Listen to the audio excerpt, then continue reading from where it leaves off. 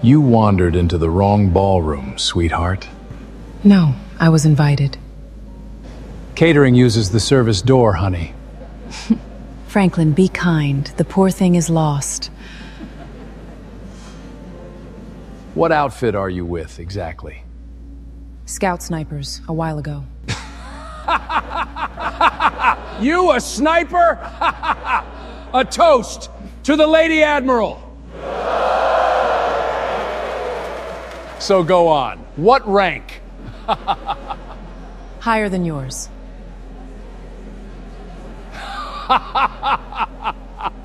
Have you ever watched a powerful man laugh at the one person he should have been saluting? In the next few minutes, you will watch that admiral realize who the woman in green really is, and what the halo inked on her wrist truly cost her. Comment where you are watching from. Drop a like, and let us rewind. To understand why an admiral's face went white in front of 300 people, you have to leave that ballroom. You have to drive 400 miles from the marble and the chandeliers, out past the highways and the strip malls, to a small town in the hills where nobody has ever heard the name Saint. There is a hardware store on the corner of the main street there. It sells nails and paint and garden hose. And it is run by a black woman in her 40s named Bridget Rhodes. The people in that town will tell you she is the calmest person they have ever met. She keeps the shelves neat. She fixes the broken things folks bring her, and half the time forgets to charge them. When old Mr. Alvarez came in last winter, unable to work the new lock on his door, she closed the register, drove to his house, fixed the lock, and drove back. And she waved off the $10 he tried to push into her hand. That is who the town thinks she is. A kind, quiet woman who is good with her hands. She wears long sleeves in every season. And if you ask her why, she smiles and says her arms get cold. And she changes the subject so gently that you never notice she did it. Nobody in that town knows what those sleeves are hiding. Nobody knows that the quiet woman selling them wood screws once did a thing that grown warriors still whisper about in the dark. On bases on the other side of the planet. She likes it that way. She built her whole small life around being unremarkable. Because being remarkable had already cost her everything she was not willing to lose again. Every morning, before she flips the sign on the door, Bridget does one thing. She reaches into her collar and closes her fingers around a single worn dog tag that hangs on a chain against her chest. The name stamped on it is not hers. It belonged to a lanky, laughing kid from Ohio. Hair spotter. The boy the men called Deacon. The only person on this earth who ever really saw her. She holds the tag for exactly the length of one breath. Then she lets it go and opens the store. And the world sees a shopkeeper. The world does not see the woman who lay on a freezing ridge for 11 hours and did not miss. The envelope came on a Tuesday. It was heavy, cream-colored, stamped with a seal she had spent 15 years trying to forget. She almost dropped it in the recycling without opening it. When she finally slid it with a box cutter at the counter, hair hand, the steadiest hand 3 armies had ever measured, shook just slightly. Inside was a letter that told her the mission on the ridge had finally been declassified. It told her that the country now knew what had happened up there. And it told her that in 3 weeks, in Washington, in front of the flags and the cameras, they intended to place the Medal of Honor around her neck. She sat down on the stool behind the register and read it 4 times. She read about the ribbon and the ceremony and the guest list. And none of it touched her. Then she read the last line, the one that made her put the letter down flat on the counter and press her palm over it. It said the men she had saved would be present. It said the names of the fallen would be read aloud. Deacon's name, spoken out loud, in a room full of the living. At last, she did not care about the medal. She had spent 15 years not caring about medals. She had a shoebox of ribbons in the back of a closet she never opened. But she cared about that one line. She cared about Deacon's name being spoken in the light instead of buried in a file with a stamp on it. So she took a dress out of the back of the closet. Decided at the last minute it was not right. Borrowed a green one from the widow 2 doors down. And made up her mind. She would go. She would say almost nothing. She would hear his name. She would come home and open the store on Monday. She did not know yet that she would arrive early. Stand quietly by the bar. And be mistaken for the help. She did not know who else would be in that room. She did not know about the Admiral. 400 miles away. In a life made entirely of marble. Admiral Franklin Pennington had never once in his career been told to use the service door. He was the kind of officer the Navy puts on posters. Silver at the temples. Straight as a mast. A jaw built for photographs.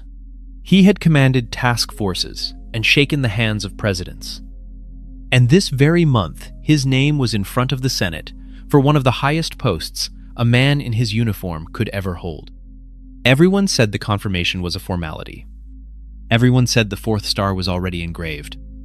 And for years, at galas, exactly like this one, Admiral Pennington had told a story. He told it beautifully.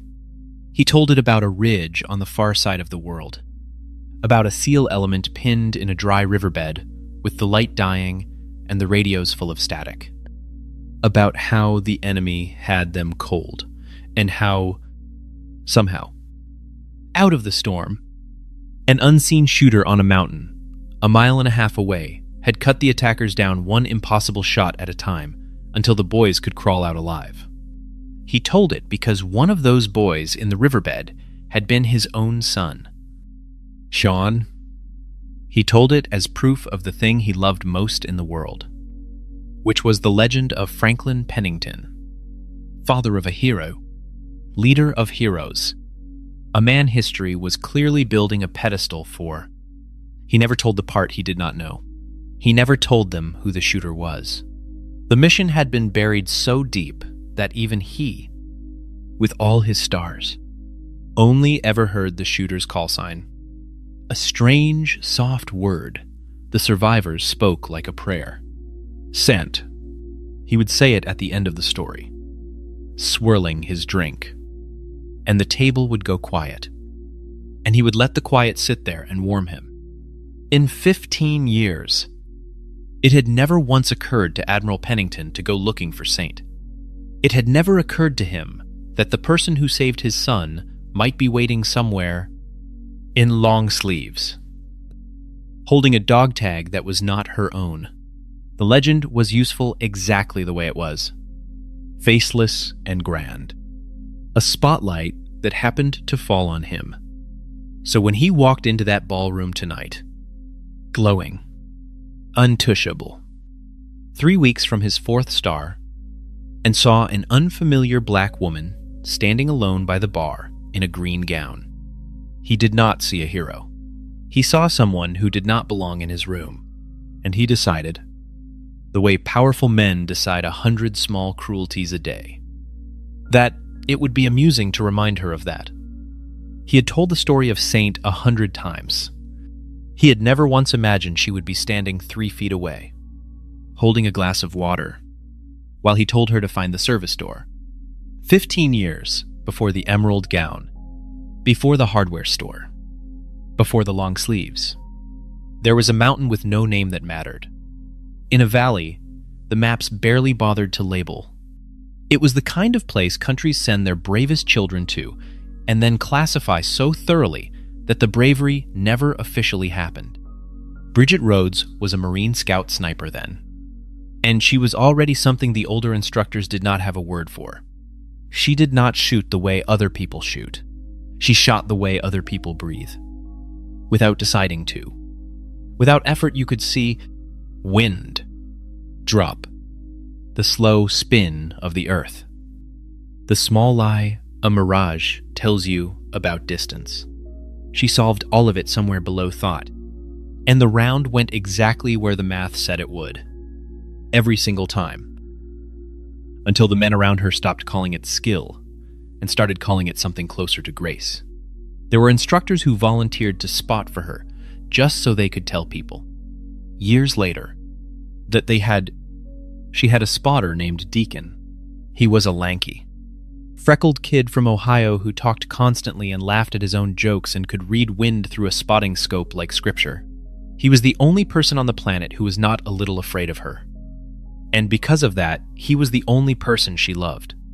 He kept a running list of the food he was going to eat when they got home. He called her the most dangerous introvert in the hemisphere. One slow afternoon in a hide. Bored out of his mind. He had taken a cheap tattoo needle and inked a tiny mark on the inside of her wrist. A thin ring. A halo floating over 2 crossed rifles. He grinned the whole time he did it.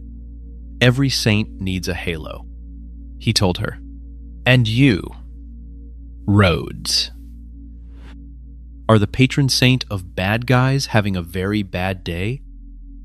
She had rolled her eyes and called him an idiot. She had also never once, in 15 years, thought about having it removed. The day everything happened. A seal element got caught in a dry riverbed at the bottom of that valley. 9 men. Boxed in, taking fire from 3 sides as the light failed. One of them was a 20-year-old kid on his first real deployment named Sean Pennington. Though Bridget did not know his name and would not learn it for 15 years. What she knew, lying on the ridge a 1.5 miles above them, was that the storm was coming. The aircraft were grounded. The radios were drowning in static. And those 9 men were about to die in the dark while the whole world looked the other way. She and Deacon were the only angle.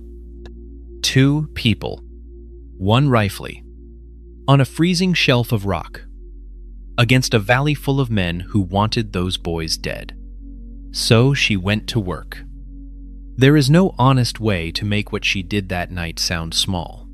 The range was obscene. The wind came down the valley in gusts that would have thrown any normal shooter's round a full body's width wide. The light was gone. And then the storm swallowed even the stars. And still she read the valley through the scope like a page in a book she had already memorized. Deacon called the wind in a low, steady murmur. Hold half a value. Now, full. Now, hold. And she trusted him with her life and the lives of 9 strangers. And she pressed the trigger. And a man who was about to overrun the riverbed simply stopped being a threat. Then another. Then another. For 11 hours, she held that valley closed by will and mathematics. Her hands went past cold into a numbness that frightened even her. And she flexed them one at a time so she would not lose the trigger. Every time the enemy massed to rush the trapped element, a shot came out of the impossible dark and took the heart out of the charge. There was a moment, hour 8, when a round cracked so close to her head that grit stung her cheek. And Deacon's hand landed flat on her back, steadying, and he said, quiet as anything, "You are still here. Keep breathing." And she did. There was one shot that outlived all the others. The one the survivors would argue about for years afterward in bars and barracks.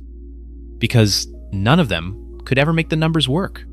Near midnight, a heavy machine gun crew set up on the lip of the riverbed, close enough that the first burst would have ended everything. And there was no time and no light, and a crosswind tearing straight down the valley. Deacon breathed the call.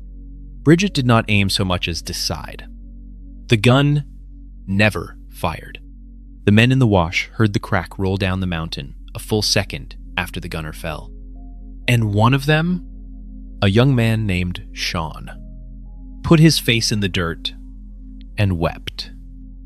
because he understood in that instant that somebody up on that mountain was simply refusing to let them die. The seals in the riverbed could not see her. They could not raise anyone on the net, but a soft voice that told them, again and again, in the calmest tone any of them had ever heard, to hold, to breathe, to move on her count. They did not know if the voice was a man or a woman or an angel. On the radio, someone started calling the shooter Saint, because saints are what you pray to when nothing on earth can help you. And the name stuck to her like blood. She did not miss. Not once. Not in 11 hours. Not in wind that should have made it impossible. Not when her vision blurred and her body begged her to stop. 9 men were breathing in that riverbed. And every breath was a shot she had not missed. And then, near the end, the mountain found her. An enemy element had climbed the back of the ridge in the storm, hunting the ghost that was gutting them. They found the hide. Deacon saw them a half-second before she did. And in that half-second, he did the only thing he ever really taught her about war, which had nothing to do with rifles. He put his body between the threat and hers. He shoved her flat and rose up into the danger so she would have the half-second she needed to turn. She ended it. But when the shooting stopped and the wind screamed and she reached for him in the dark, the laughing kid from Ohio was already gone. His hand still closed around his spotting scope, his blood freezing on the rock she had defended. She did not fall apart. She could not afford to. Not yet. 9 men were still alive in that riverbed, and the night was not over. So she pulled Deacon's dog tag over his head and put it around her own neck. And she went back on the gun, alone, her cheek wet and freezing. And she finished the night. When the storm finally broke before dawn and the aircraft could fly, she came down off that ridge on foot to help pull out the last wounded man. Because the exfil could not reach him, and she would not leave a job half done. He was the youngest of them, shot through the leg, half awake, and she knelt over him in the gray light and tied off the bleeding with hands that had not stopped being steady, even now, for maybe 90 seconds. That boy looked up at the person saving his life.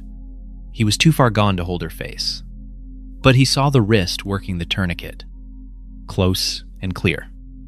And inked on that wrist, he saw a small, thin halo floating over 2 crossed rifles. Then hands pulled him onto the bird. And when he looked again, she was already gone. Back up into the rocks to bring Deacon home. A shape dissolving into the dark. That boy was Sean Pennington. And for 15 years, in every quiet moment, he described the same 2 things to anyone who would listen. A voice that told him to breathe, and a halo on a wrist. The mission was buried. The valley was scrubbed from every record a civilian could ever reach. Bridget went home with a folded flag that was not for a husband and a dog tag that was not her own. And she disappeared into a small town and a small store and a life with long sleeves. The survivors, scattered across the fleet, did the only thing they could do for a hero they could not name. They pooled their money and had a single brass coin struck. On one side, a ridge line. On the other, one word: sent. Sean Pennington carried that coin in his pocket every day for 15 years, turning it over with his thumb until the edges went smooth, waiting for a chance he had stopped believing would ever come. Neither of them knew that the chance was 3 weeks away, in a ballroom full of chandeliers, and that it would begin with his own father snapping a mocking salute at the patron saint of the riverbed and asking her, with a grin, what rank she thought she was. Bridget arrived early on purpose. Crowds were a thing she managed rather than enjoyed, and she wanted to be settled before the room filled, tucked near the bar with her back to a wall and a clear line to every door. She held a glass of water she did not intend to drink. She counted the exits without meaning to, the way she counted them everywhere. In churches and grocery stores, and now here. She was not there to be seen. She was there to hear one name read aloud and then to go home. She looked, that night, quietly beautiful. The borrowed emerald gown fit her like it had been waiting for her all these years in someone else's closet. But she carried herself the way she carried everything, without a single wasted motion. And the officers who drifted past her registered only a calm, striking woman standing alone, and moved on. She had spent her whole life being looked at and not seen, and she had made a kind of peace with it. Being invisible had kept her alive more than once. Admiral Franklin Pennington did not do peace. He did entrance. He swept into the ballroom with Cheryl on his arm and a wake of deference behind him. And his eyes moved across the room, the way a landlord's move across a property he owns. When they landed on Bridget, something in him decided she was a discrepancy, a woman he did not recognize. Not on anyone's arm, not in anyone's chain of command, standing in his ballroom as if she had a right to the floor. To a man like Pennington, that was not a person. That was a small problem to be corrected in front of an audience. For sport, you wandered into the wrong ballroom. Sweetheart, he said, and the word landed exactly as he meant it to, soft and filthy with condescension. Bridget turned her head slowly. She had heard that tone 10,000 times. From drill instructors who assumed she would quit and enemies who assumed she would miss. She gave him a small, Polit smile. The smile of a woman deciding, for now, to be gracious. No, she said. I was invited. He stepped in front of her, cutting her off from the room, and the game began in earnest. Catering used the service door. Honey, what outfit was she with? Exactly. He let his eyes crawl down the emerald gown and then flicked one finger at the bare curve of her shoulder. At the place where a uniform would carry the weight of a career, as if to point out how empty it was. Around him, a few officers chuckled, because he was an admiral and laughing along was easy and safe. Cheryl floated up in silver silk, sipping champagne, and joined the hunt with the casual cruelty of a woman who had never once in her life been the target of it. Franklin. Be kind, she purred, not meaning a syllable of it. The poor thing is lost. She said it to the little crowd, not to Bridget. The way you talk about a stray dog that has wandered into a nice restaurant. One young officer near the edge of the crowd shifted his weight, uncomfortable, and half opened his mouth as if to say something. Pennington caught it and waved him down without even turning his head. The way you wave off a waiter who has come at the wrong moment. And the young man closed his mouth and looked down at his shoes. That small surrender settled over the whole crowd. Nobody was going to stop this. Cheryl leaned toward a friend and said, loud enough to carry, that she simply did not understand how they let just anyone into these things anymore. And the friend laughed behind a ringed hand, and two more phones rose to catch the Admiral being witty. To everyone watching, it looked like exactly what the powerful always want cruelty to look like. Harmless. Funny. Earned. Here is the thing the whole laughing room did not understand. Bridget Rhodes could have ended it with one sentence. She could have said a word or two, quietly, and watched the color drain out of the Admiral's handsome face right there.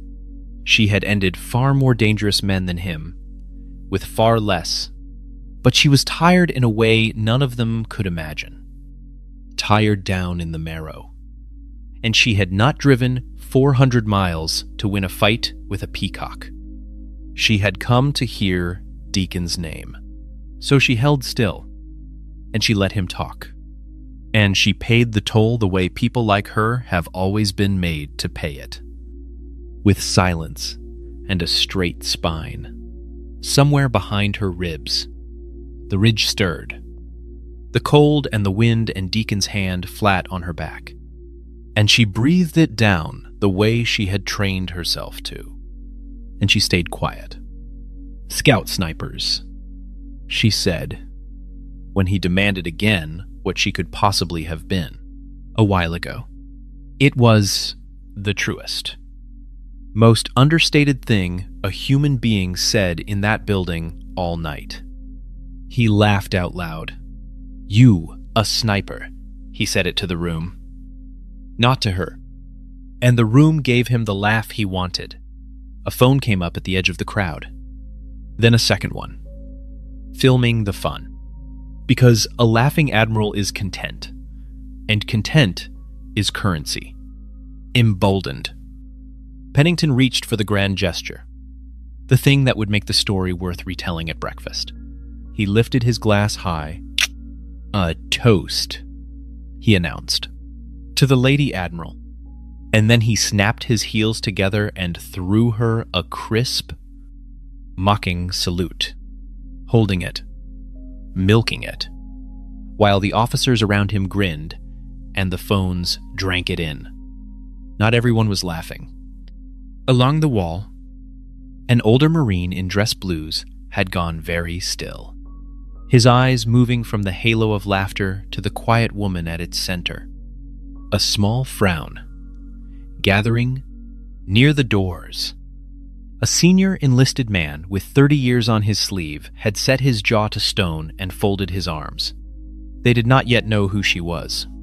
They only knew, the way old soldiers always know, that something about the quiet woman by the bar did not fit the joke being told about her, and that men who mistake stillness for weakness are usually the last ones to find out they were wrong. The older Marine by the wall, the one who had gone still at the start of all this, took one step off the wall and then stopped himself, because he outranked no one here, and a scene would only make it worse for her. He would tell people later that he had never in 40 years wanted so badly to be wrong about what he was watching. He looked at the woman setting down her glass of water and thought, that is not the stillness of someone who is afraid. That is the stillness of someone deciding whether to be merciful. And inside that stillness, Bridget was doing the arithmetic she had done her whole life. How much does it cost me to let this go? How much does it cost me to end it? She had learned on a mountain that the loudest answer is almost always silence, and that the men who most deserve to be humbled will usually do the job themselves. If you only give them enough rope and enough time, so she gave him rope. She waited. She let him climb. Pennington leaned in close, grinning ear to ear, going for the finish. "So go on," he said. "What rank?" Bridget set her glass of water down on the bar without a sound. She looked at him. This shining man who had never in his life been cold or afraid or alone on a mountain. This man playing a hero in a room full of medals. And for one moment, 15 years of swallowed grief moved behind her eyes and then went still again. "Higher than yours," she said. She said it quietly. She did not say it as a boast. She said it the way you state a fact that happens to be true. The way you would say the sky is up. And because the room could not imagine a universe in which it was true, the room laughed harder than ever. Cheryl actually clapped. Delighted. The Admiral wiped a tear of laughter from the corner of his eye, shaking his head at the sheer nerve of this nobody in a green dress. And he reached out one hand to pat her on the cheek. The final insult, the little tap you give a child who has said something adorable and stupid. His fingers brushed past her cheek and grazed her wrist. And the emerald sleeve, loose at the cuff, slid back 2 inches. 2 inches of skin, a thin ring, a halo, floating over 2 crossed rifles. The exact mark a bleeding boy had memorized on the worst night of his life and described 1,000 times since. And Admiral Franklin Pennington, who had told the legend of Saint 100 times without ever once looking for her face, finally looked down and saw it inked on the wrist of the woman he had just called catering. The laugh died in his throat like a candle pinched between two fingers. For a moment, Admiral Pennington's face did nothing at all, because his mind refused the information. He knew that mark. He had never seen it. And yet, he knew it better than his own reflection, because his son had drawn it for him on 100 napkins, described it in 100 late-night phone calls, tattooed it into the private mythology of the Pennington family. A halo over crossed rifles, the mark on the wrist of the ghost who came down off the mountain and saved the boy in the riverbed. The mark of Saint. His hand was still in the air, hovering by her cheek. He pulled it back slowly, as if the woman were made of fire, and his mouth opened and produced nothing. Across the ballroom, Lieutenant Sean Pennington had been half listening to his father hold court, the way he had learned to half listen years ago. Then he saw the old man's face change, saw the color pour out of it, and he followed his father's frozen stare down to a woman's wrist. And Sean Pennington, decorated SEAL, veteran of the worst places on the map, stopped being an officer and became, again, in one heartbeat, a 20-year-old boy dying in a dry riverbed while a calm voice told him to breathe. He crossed the room without knowing he was moving. People stepped out of his way. He stopped in front of her, and his eyes went from the halo to her face and back, and his mouth worked before any sound came out. Saint, it came out cracked and small. The voice of a much younger man. My God. It's you. It's hair. Every glass in the room stopped moving. Bridget looked at the young man in front of her, at his tears, at the ruined disbelief on his face, and something in her chest that she had kept clamped shut for 15 years shifted half an inch. She had never known his name, but she knew that leg. She had knelt over that leg in the gray light and tied it off with her own 2 hands. And she had spent 15 years not knowing whether the boy at the end of it had lived or died on the flight home. Now, here he stood, whole, grown, wearing the trident, alive. You made it off the ridge, she said quietly. It was not a question. It was 15 years of a wound she never let herself name, closing over at last. Sean's hand was already shaking as it went to his pocket. He drew out a coin, worn smooth at the edges from 15 years of being turned over by a thumb that could not stop. A brass coin, a ridgeline on one face, one word on the other. He took her hand, the one with the halo, and he pressed the coin into her palm and closed her fingers around it. And he could barely get the words out. We had these made, he whispered. All of us. The 9. 2. We never knew your name. We never knew your face. We just knew you were real. And we swore we would never stop looking for you. His voice broke completely. Ma'am, I have carried this every single day for 15 years, praying to God I would get to put it in your hand. I have a wife. I have a daughter. They exist because of you. Everything I have exists because of you. And that was the moment the ballroom understood that something enormous was happening, even though most of them still did not know what. Up on the low stage, a 4-star general who had been waiting quietly by the podium set down his own glass and stepped to the microphone. He was the presiding officer of the evening, and he had known exactly who the woman in the emerald gown was from the second she walked in. And he had watched the Admiral's little performance from across the room with a face like a slowly closing door. He tapped the microphone once. The whole room turned. Ladies and gentlemen, he said, and his voice was not loud, but it filled every corner of that marble hall. We are here tonight for one reason: to finally and publicly honor an American whose actions were classified for 15 years. He looked directly at Bridget.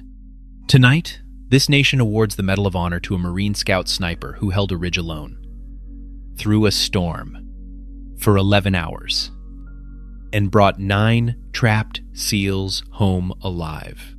For 15 years, the men she saved knew her only by a single word. He paused, and let the pause do its work. Tonight, we can finally say her name. Bridget Rhodes. Some of you know her better as Saint. The sound that went through the room was not applause. It was something lower and older than applause. It was 300 professional warriors sucking in the same breath at the same instant. And then, by beginning to get to their feet. The general kept reading. He read the citation. He read the range and the wind and the 11 hours. And grown officers who had seen everything shook their heads slowly, because they understood, better than any civilian ever could, that the numbers he was reading should not be possible. He read the line that made Sean Pennington's knees nearly buckle. The line about how, after 11 hours on the gun, the shooter had come down off the ridge on foot, into the open, to carry out the last wounded man by hand, because the aircraft could not reach him in time. Half the room turned to look at Sean without meaning to, because half the room had heard him tell that story. The story of the steady hands and the halo. At one gala or another, across 15 years, they had always assumed it was the beautiful exaggeration of a man who had survived something no one should survive. They understood, now, all at once, that he had never exaggerated a single word of it. And then he read the part Bridget had driven 400 miles to hear. He read the names of the fallen. And when he reached one name, when he said the words, Corporal Daniel Hale, spotter, who gave his life shielding his teammate so that she could continue the fight. Bridget Rhodes, the woman who had not missed a shot in 11 hours, who had buried her grief in a small town for 15 years, finally closed her eyes and let 2 tears fall down her face. Deacon's name, spoken aloud, in the light, in a room full of the living. At last, that was all she had ever come for. Everything else in that ballroom was noise. And then the general did the thing that turned Admiral Pennington's private disaster into a public one. For those who may have forgotten the tradition, the general said, letting his gaze drift, just once, deliberately, to the frozen admiral. The Medal of Honor is the one distinction in this country that reverses the salute. Every member of the armed forces, regardless of grade, up to and including the most senior flag officer in this room, renders the first salute to its recipient. Rank does not outrank the medal. Nothing does. Higher than yours. She had told him the truth. She had told him the plainest, most literal truth in the entire building. And he had laughed in her face and reached out to pat her cheek like she was a child. Now the whole room knew it. Now the whole room turned to look at the shining admiral with the 4th star already engraved. The man who had told the legend of Saint at a dozen dinners to make himself glow, and who had just spent 5 minutes mocking her, to catering staff in front of 300 witnesses and a dozen raised phones. Sean was the first to render it. He stepped back, drew himself up to full rigid attention in front of the woman who had saved his life, and brought his hand up in the slowest, most reverent salute of his career, tears running openly down his face and off his jaw. Then the older Marine by the wall saluted, then the senior enlisted man by the doors. Then, like a tide coming in, the room 300 people came to attention for the quiet woman in the emerald gown. A young ensign near the stage was crying and did not care who saw him do it. The bartender, a retired chief who had poured drinks at galas like this for 20 years and seen every kind of important person there is, set down his towel and came to attention behind the bar. Even the camera crew hired to film the evening slowly lowered their equipment and stood. In the middle of all that motion, Bridget stood perfectly still. The brass coin pressed so hard into her palm that its edges printed a small ridgeline into her own skin, a mark she would find hours later and not remember making. She was not thinking about the Admiral. In the private country behind her eyes, she had already forgiven him and let him go. She was thinking about a boy from Ohio who should have been standing right here to see this. And in the middle of that rising tide of respect stood one man who had not moved, could not move, whose hand would not obey him, whose handsome face had gone the exact color of ash. Admiral Franklin Pennington finally understood that the joke he had told to the whole room was about to become the story the whole world told about him, and that the only way out was to lift his hand and salute the woman he had just humiliated, in front of every camera in the building, or refuse and end his career where he stood. He tried to talk his way out of it first. Men like him always try to talk first. "Ma'am," he said, and the word came out strangled. Nothing like the silk he had used on her a minute ago. "I had no idea. We were only having a bit of fun. I never would have. If I had known who you," and he heard himself, heard the shape of the sentence forming, and could not finish it, because there was no end to it that was not a confession. "If I had known who you were, I would have treated you like a human being." That was the sentence. Every person in that room finished it for him in their heads. And the finishing of it was the worst thing that had ever happened to Franklin Pennington. Bridget let him hang there. She did not rescue him, and she did not stab him. She simply waited, the coin warm in her closed hand, and let the silence do what silence does to a man who has just run out of charm in front of the only audience that ever mattered to him. Later, the people who were there would say the strangest part was how ordinary he suddenly looked. Stripped of the room's deference, he was just a graying man in a well-cut uniform who had made a cruel bet in public and lost it in public. The medals on his chest, which had glittered an hour ago, looked all at once like what they actually were: small pieces of ribbon and metal that a committee had chosen to give him. Nothing at all like the single plain star that was about to hang at the throat of the woman he had told to use the service door. He reached, out of pure reflex, for the easy charm that had carried him through every hard moment of his life, and found the drawer empty. Then she spoke, and she spoke gently, which was somehow far worse for him than shouting would have been. "You didn't need to know who I was," she said. "That's the whole point. Admiral, you should have been kind to catering." It was not a taunt. It was not a line built to draw blood. It was a quiet correction from a woman who had earned the right to correct him 10,000 times over. And it landed in that room like a verdict read from a bench. A few people exhaled. Somebody near the back said "Amen" under their breath, and did not bother to hide it. Pennington's hand finally came up. He had no choice left. And everyone watching knew he had no choice, which stripped the gesture of the last shred of dignity he might have salvaged from it. He saluted her. The man who had snapped a mocking salute at her 90 seconds earlier now held a real one, stiff and trembling, his eyes wet with something that was not sorrow so much as terror. The pure terror of a man watching his own reflection crack down the middle. He held it because she outranked the stars on his shoulders. Because a small, heavy medal was about to sit at her throat, and his 4 stars would bow to it for the rest of his natural life. Bridget returned the salute. Crisp, correct, unhurried, She gave him the exact courtesy he had refused her.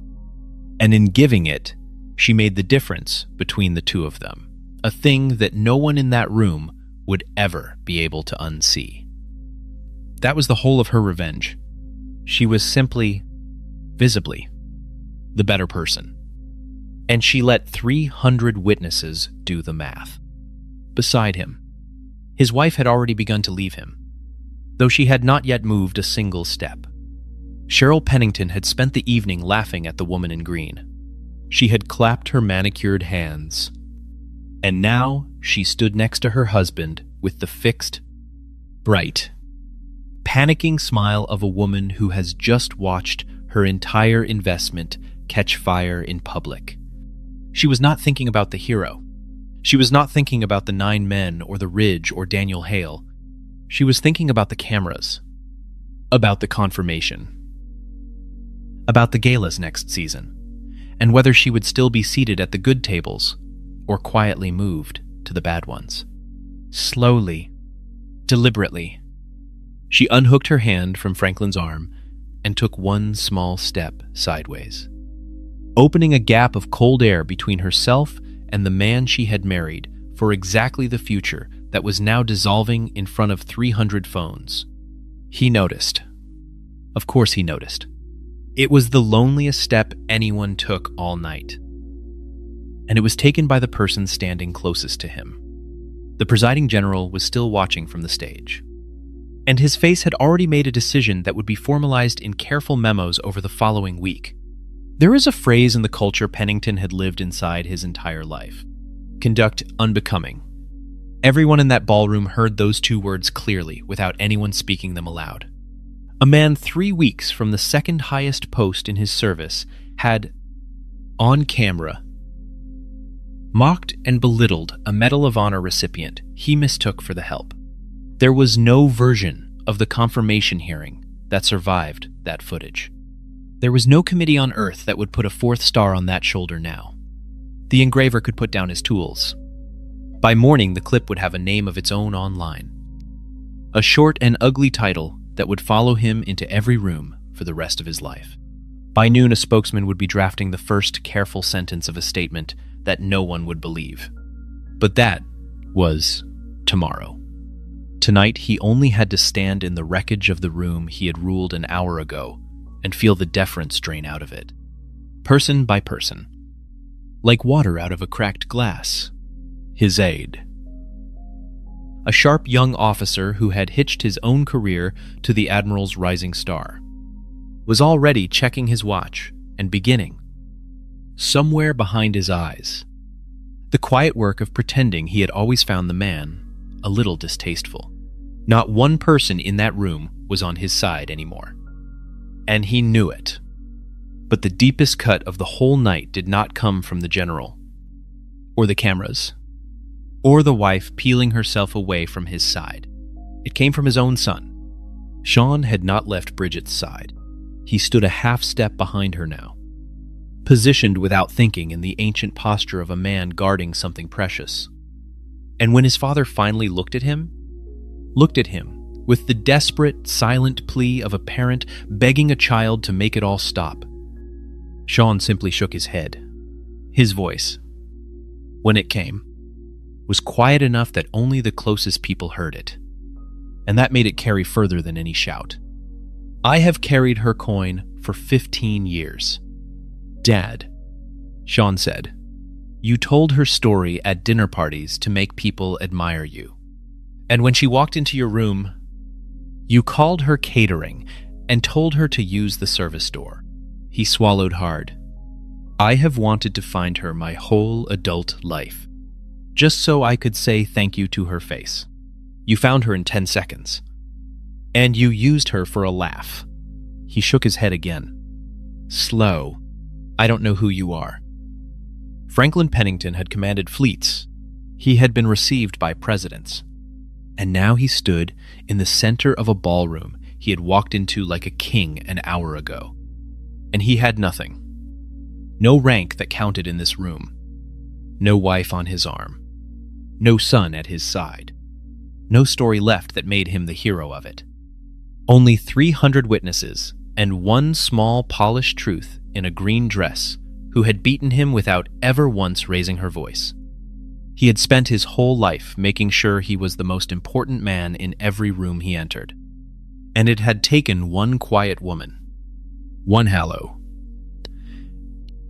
and a single sentence about catering to show him that he had never, not once, understood what importance actually was.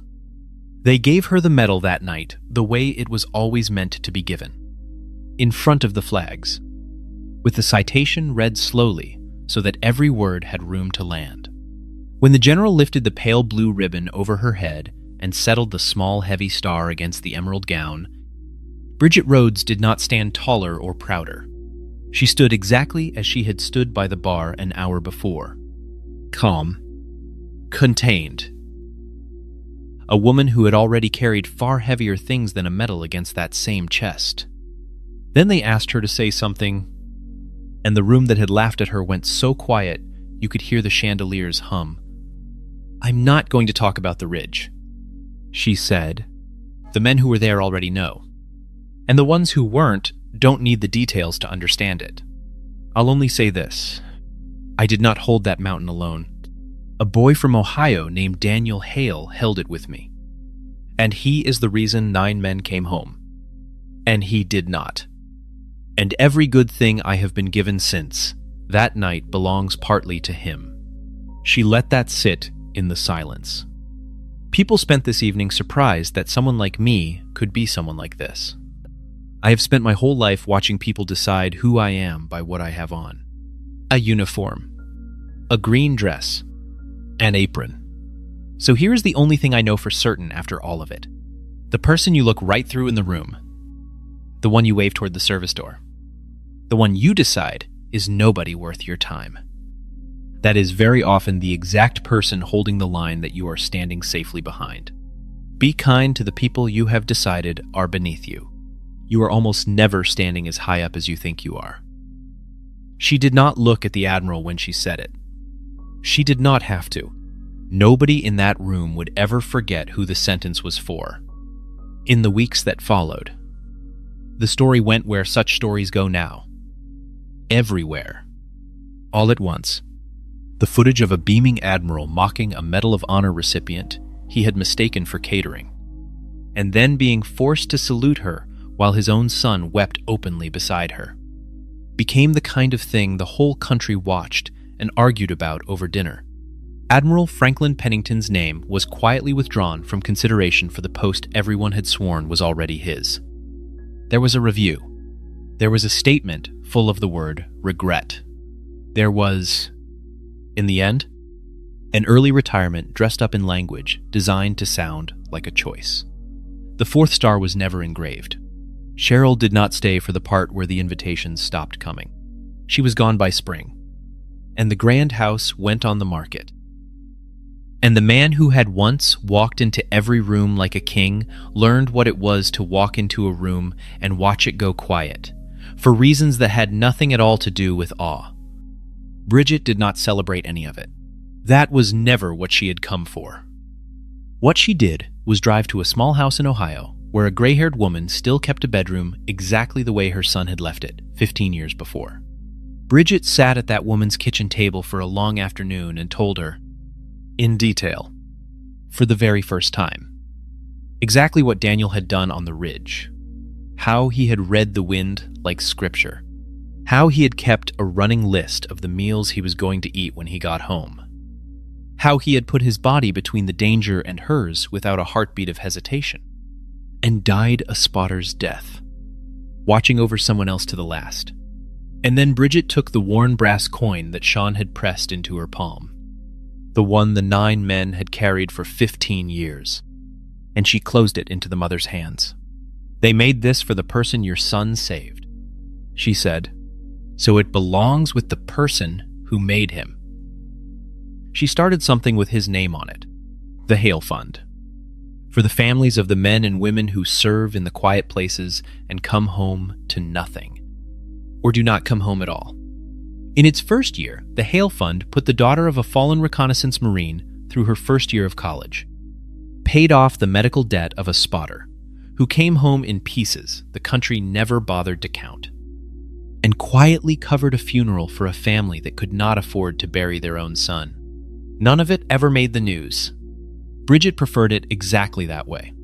The whole point, she told Sean, was to be the thing that shows up in the dark when nobody is watching and nobody will ever know. Because she had been saved by exactly that kind of thing once, on a mountain. And she intended to spend the rest of her life paying the debt forward, one quiet name at a time. Sean Pennington runs it alongside her now. He still calls her ma'am. She still tells him to stop. He never will. He brings his daughter to the hardware store on Bridget's birthday every year. And half the town has finally started to wonder about the calm woman who sells them wood screws. And she has slowly, at long last, stopped minding if they find out. She still wears long sleeves most days. But now, sometimes, when a kid at the counter is having a hard week, or a young soldier home on leave wanders in looking lost and hollowed out, she rolls her cuff back a couple of inches on purpose and lets them see the halo over the crossed rifles. And she tells them the truth that cost her everything and saved 9 lives. That the quiet ones are watching over them. That the overlooked ones are so often the ones holding the line. That you never, ever know who is standing right next to you at the bar. A strange and wonderful thing happened in the months after the video spread. Bridget started getting letters, not from admirals or reporters, but from the invisible people. A janitor who had mopped the same office floors for 30 years. A home health aide nobody had ever once thanked. A quiet kid in a small town who had been told his whole life that he was nobody and had very nearly come to believe it. They all said some version of the very same thing. I saw what she told that admiral about the service door, and I stood up a little straighter today. She answered every last one of them by hand. She figured she owed them that much, because she had been each of them at some point. And because a line held in the dark is only ever worth the people standing safe behind it, Deacon would have laughed at the size of the mail pile. She thought, and then he would have read every letter twice. And every morning, before she flips the sign on the door, she still closes her fingers around a dog tag that is not hers, for the length of one single breath. Only now his name has been spoken in the light, in a room full of the living. And she can finally let the tag rest warm against her chest instead of cold. If this story moved you, if you have ever been the person somebody waved toward the service door, tell us about it in the comments below. Subscribe and stay a while, because we tell the stories of the overlooked and the underestimated here. And share this one with somebody who needs the reminder tonight. Because sometimes the person you almost mistook for nobody is a saint with a halo on her wrist. And you are standing safely behind a line she is still holding. Okay, I need a second because this one genuinely wrecked me. 15 years. She sold wood screws in a tiny town for 15 years and never told a single soul she held an entire mountain by herself. And this man looks at a literal queen and goes, "Use the service door?" Nah. The salute at the end had me all the way in my feelings, and the son whispering, "I don't know who you are," to his own father, ice cold and fully deserved. The moral is real simple, you guys. Be so unbelievably kind to the quiet people, because you have absolutely no idea who they are. Drop a heart if you think she earned that medal 100 times over.